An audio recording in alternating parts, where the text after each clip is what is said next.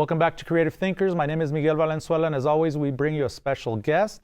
Today we have Romee Herbert, and she is a freelance filmmaker, but she also has a huge passion for mental health. We're going to be talking to her and learning a little bit about her. Romee, welcome. Thank you, Miguel. Absolutely. So it's our pleasure to have you, of course, but one of the main reasons why I wanted to talk to you is because you have a lot of creative aspects, not just to what you're currently doing, but basically in your life. So I usually start off by asking people, if you're local, how did you end up in El Paso? What is the passion for our city? Can you tell us a little bit about that? Absolutely. So I was born and raised here. I come from a pioneer family on both sides of my family, and was raised here. I went to El Paso High School, and as a child, I really did not think that I could develop a career here in the city, so I left as soon as I graduated high school. I was out of here and moved to LA with no intention of coming back to El Paso. I lived in LA, went to college, and then I moved overseas with my mom and lived in and worked for the American government in Germany and Italy.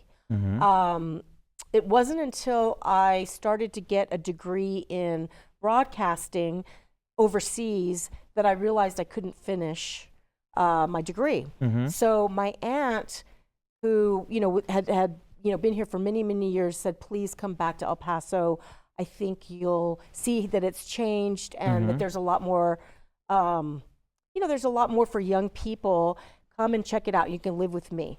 So I always had a fear of coming back because I felt like every time I'd come back, I was taking like 5 steps back into slow motion. I mean, I just felt like everything was going slowly, and I always felt like I had to bring somebody with me from another state to say that I've actually left El Paso, and it's reality that I am not going to get stuck here in El Paso. So I decided to take up my aunt's offer, and I came back and lived with her and finished up my degree in broadcasting at UTEP, and it ended up being the best decision of my life.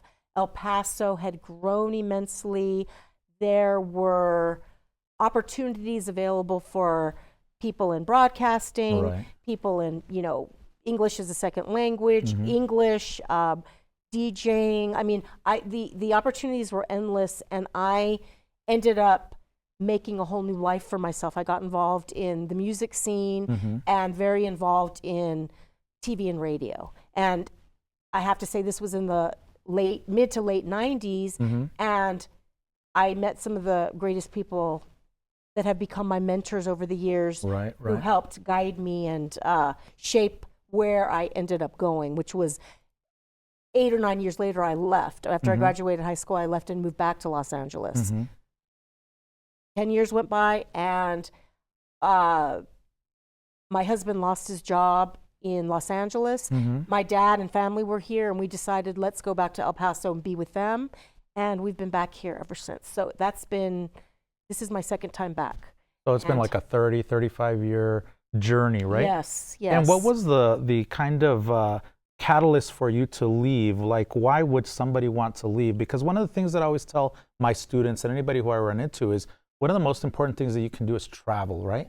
Yes. Going out and seeing things is, I believe, one of the major things that will create that little seed within your mind to grow in some way. What was it for you? Well, so I had not had the opportunity to travel. When I lived in El Paso, we took little trips, in the U.S. The opportunity arose when I moved to Los Angeles. My mom is a psychologist and got a job working for the American government over in Germany.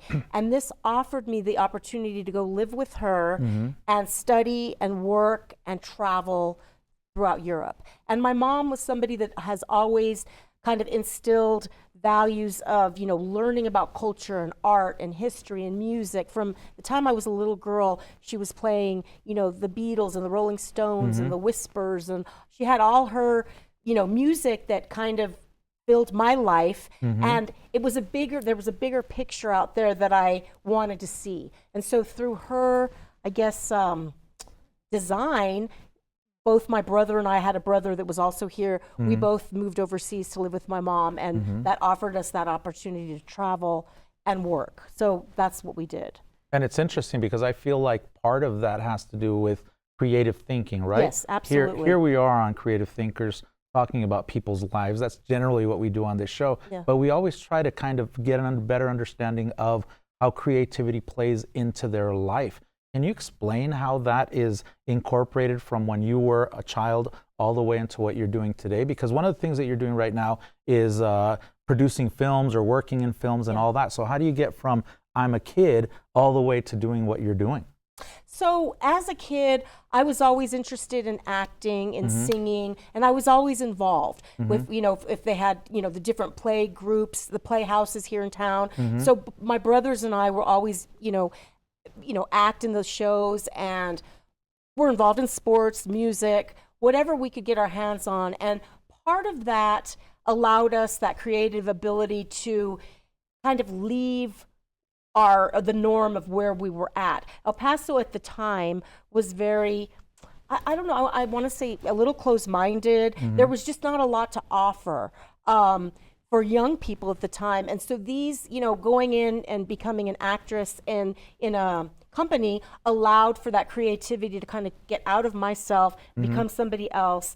And through that, I realized there's this bigger world out there. And when my parents divorced and my mom left and moved to LA, it was like it offered us that opportunity to leave El Paso and go and explore somewhere new. And being that my mom was so interested in teaching us, you know, as soon as we moved out there with her, it was, you know, going to museums and going to art shows and listening to opera, things we had not been exposed to in El Paso. Right. And this just kind of opened up my mind to wanting to continue to create. I would always write, and I was always involved in, you know, the editor, you know, being the editor of my paper and all of that, but that only took me so far. Being able to then go out in the world and experience what I was writing about was the most amazing education I could ever have. And that's what I got to do, you know. I love the fact that you mentioned education, because we here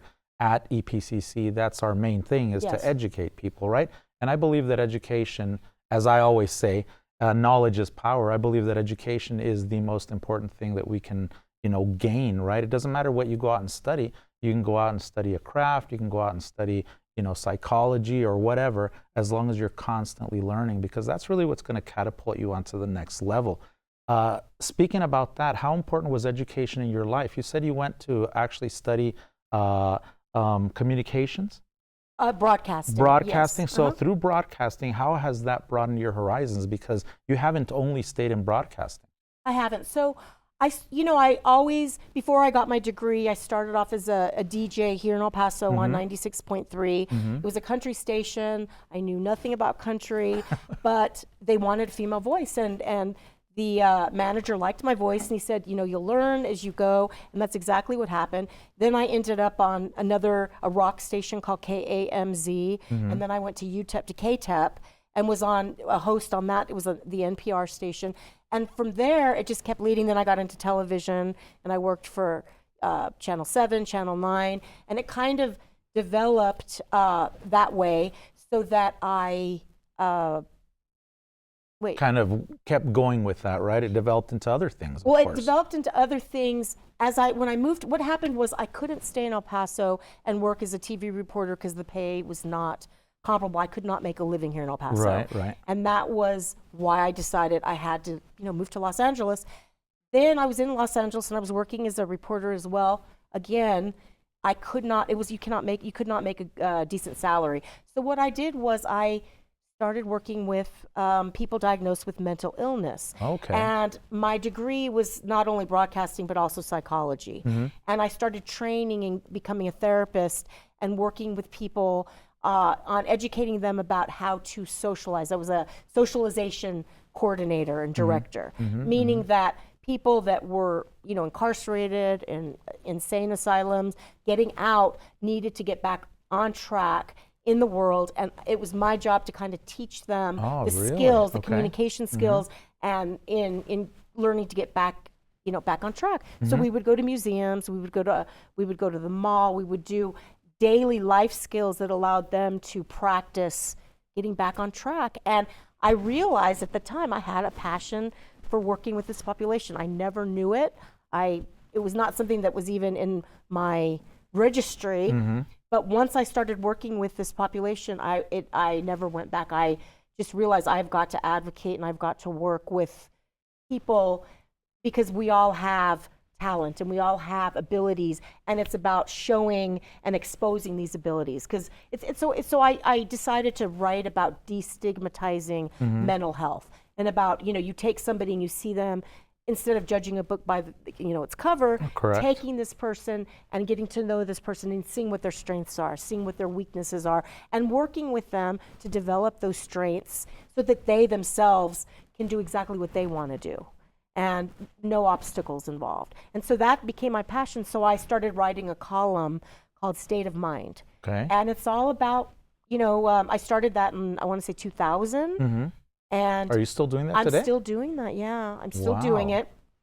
And it's kind of evolved. I talk about, special needs, disabilities. I'm involved in a lot of the different boards here in El Paso that deal with, like, the Down Syndrome Coalition and Kids Excel, and a lot of these organizations that are giving back to the different populations. And I'm very much interested in kind of doing what I can to also give back and to educate and to teach and to advocate and, let people know that they themselves have the ability to do exactly as they wish, and don't let anybody tell you otherwise. And are you talking about you are helping people understand how they can develop because they have certain limitations, or are you also saying that you educate individuals to have a better understanding for people that have limitations? So what I do with my column is there's a lot of people out there that have family members, have people that, and they do not know how to deal with certain situations. So they'll write to me and say, I have a family member that has experienced this. I don't know how to deal with it. I don't know enough about this. Right. So I come back and I will educate them. I'll write a column about an experience that I had, or a column, say, about schizophrenia, or about obsessive compulsive disorder, or about dealing with, just dealing with, one-on-one communication, whatever it is.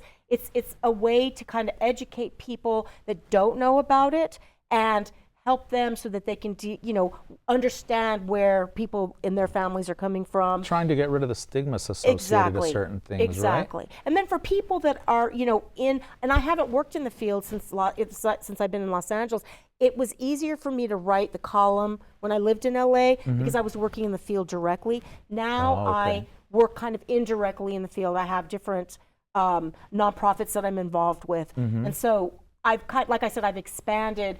I think that special needs and autism, today is World Autism Day, April 2nd, and I think that there's a lot of stigma on that as well. So I'm kind of out there wanting to just explain that we're all equal, we're all human, and that we all deserve a chance. And also that we all have the ability to do things. I recently interviewed somebody with Down syndrome, and that individual really showed me that you are able to, no matter what your limitations are, to accomplish a lot of things, which I think is a beautiful thing. And the fact that you're helping these individuals have a better understanding of all of that helps us as viewers to understand how to deal with certain things, because sometimes it might not be that we don't want to, sometimes it might be that we're naive to the situation. So I applaud the fact that you actually do that. So one of the other things that we talked about, because I always talk to my guests before we come in to get a better understanding, is the fact that your brothers, your siblings, have also done a lot of very interesting and amazing things. And I feel that one of the aspects of that, or catalyst maybe the open-mindedness that your mother allowed you guys to do.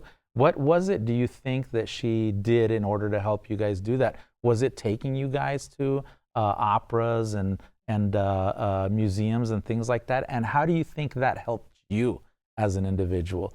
Because I feel like it literally catapults people to do different things and to want bigger and better things.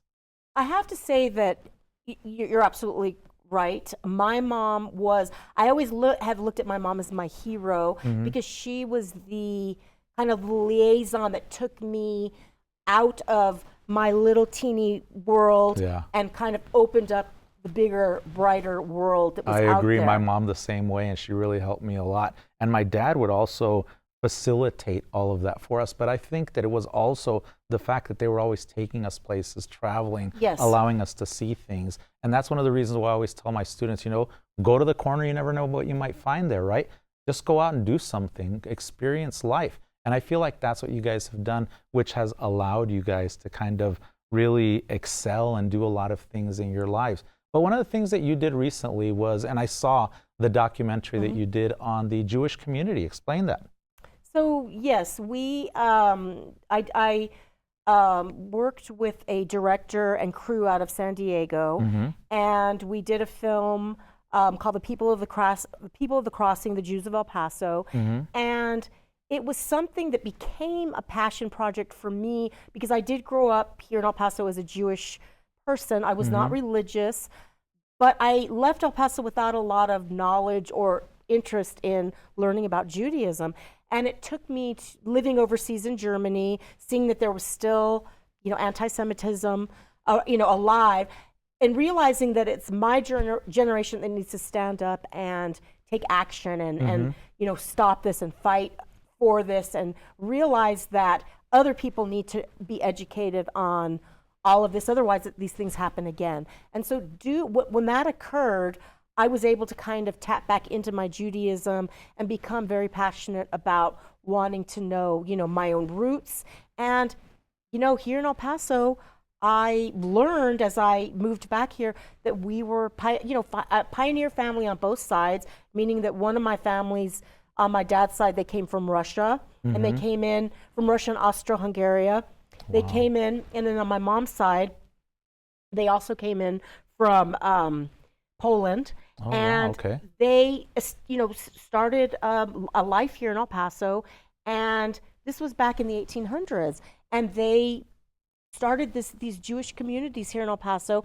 And what we learned from this film is that there was a thriving, very, very prominent Jewish community that came in, and this is during the Pancho Villa years. This is, this is the gunslinging times, and and through this film, I was able to connect with all of these different families and family members who had descendants who, say, worked at the Popular and who dealt with Pancho Villa and his crew coming over and, wanting to exchange, barter. Yeah. They wanted, weapons Gold bars and things is gold what I heard. bars and weapons Yeah. and exchange for uniforms, and they had this whole system. Meanwhile, I mean, there's 2 generations away. I'm talking to, one of the descendants of somebody that experienced this. And there's this whole amazing community here in El Paso that I never knew about. So getting involved with this film became very big passion for me because I really learned about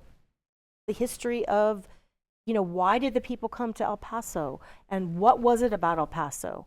What was it about El Paso? Because I feel like El Paso today is going through a renaissance, right? Yes, for but sure. I believe that we went through a lull of sorts, I don't know, 30, 40 years, probably from the 50s on to about the early 2000s, maybe mid 2000s.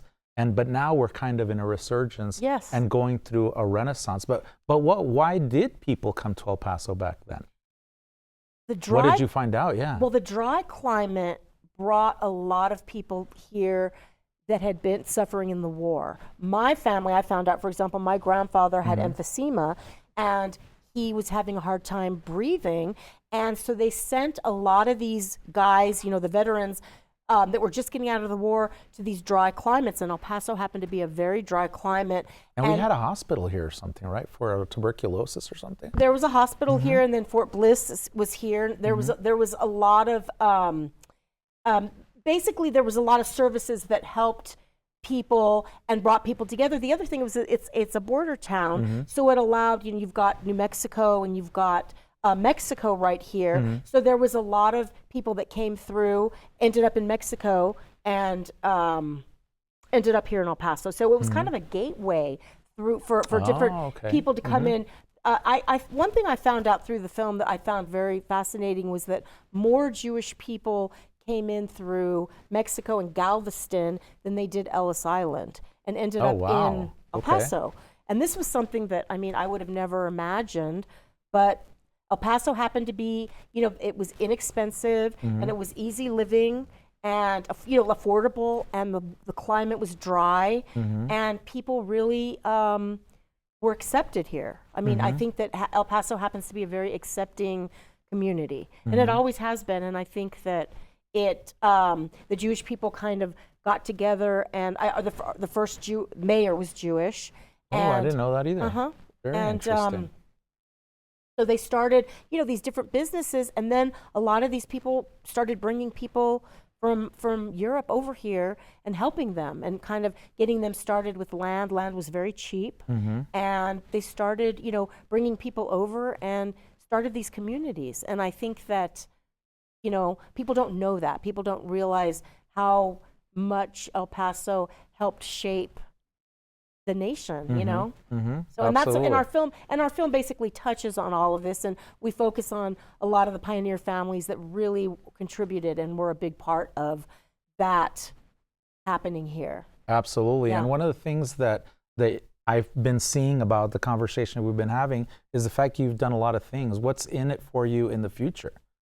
So I'm getting back. I used to act, and as an actress, I slowly started getting into, filmmaking and producing and kind of seeing both sides of it. And I wanted to try my hand at the other side, which is the actual, filmmaking side, and ended up just loving it and realizing there's a lot of stories to tell. And one of the things that we're looking at doing is telling a bigger picture. We've got a lot of people that came in from China and from Syria, Lebanon, that live here in El Paso, and they're all working together and getting along and have really made El Paso what it is. And so we're looking to do a film about that and focus more on a bigger picture and what has made El Paso the El Paso that it is today. And that's getting along with people and having an open mind and accepting people and for their differences, And so we're looking at collaborating on that, and start possibly doing a film that'll focus on that. That's beautiful. Yeah. One of the other things that I mentioned is El Paso is going through a renaissance right now, and I really firmly believe that. And the fact that we are going to kind of reviving this idea of what creative thinking is and thinking outside the box, beautifying our city through art. How do you feel that this will impact the future in El Paso? I think it's going to bring young people back. I think it's necessary. I think that there are so many talented artists and creative thinkers that have left El Paso. There's a new movement, a group, it's called Progress 321, and they basically reach out and they want to get people back, and they want to focus on their abilities and what they have done, why did they leave, and come back now and see how maybe you can make a difference. I think that is one of the most important things, is that we need to start focusing on our people and giving them a reason to stay here. Absolutely. And for them to think outside of the box and use their own creativity and allow them to be creative. Don't stop them, but let their creative ability flow. I think a lot of times when we're, growing up, for me especially, we were kept in a box, and it was just like, you can do this project, you don't go any further. And so, if you don't have the ability to explore, the liberty exactly, to explore and to move forward, you get stuck. And I think that's what happened, and I think El Paso has that, that has the ability to allow for growth and for like a resurgence in letting people tap into what they love. Without limit. Absolutely. Yeah. And we always run out of time really quick because 28 minutes just isn't long enough. Yeah. But one of the last questions I usually ask my guests is, do you have any advice for our viewers out there? Something that can help them out for the rest of their life? Yes, absolutely. What do you think that is? I think that do not ever let anybody say no to you. If you apply for a job, you want to be a filmmaker, you want to be a reporter, you want to be a DJ, whatever you decide you want to do, don't let the gatekeeper stop you along the way. If you can't deal with them, go around them, go above them, keep on, stay persistent and persevere, and you do exactly what you need to do to get yourself in the exact place that you need to be. It's very easy for people to push people away and push people down. Don't allow for that to happen. Just stay perseverant. Just do not give up. And if it doesn't work in one place, go to the next place. There will always be a person willing to help you. Always. It's just a matter of finding that person and building a connection with them so that you hear what they say. And the other thing that goes along with that is listening. Listen. Soak up as much information that you can. If you meet somebody that's a filmmaker, just listen to what they have to say. You already know your stuff. Now it's time to listen. You may pick up some real, keen advice that'll help you down the line. Absolutely. I want to thank you for that. Now, one of the other things that I always ask is, how can people get a hold of you? Like, if you're very connected to the mental health situation, where can people reach you if they want to contribute or if they want to learn more? So you can reach me at Romee Herbert, which is either on Facebook, it's at Romee, Romee, Herbert, Hebert, or at Romee Herbert on Instagram.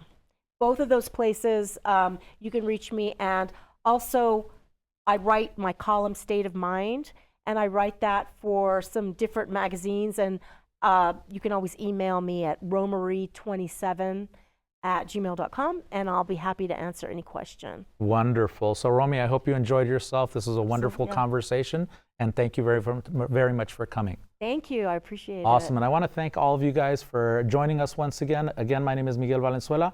This is Creative Thinkers, and if you guys want to get a hold of me, you guys can email me at mvalen31@epcc.edu, and we'll see you next time. Thank you very much.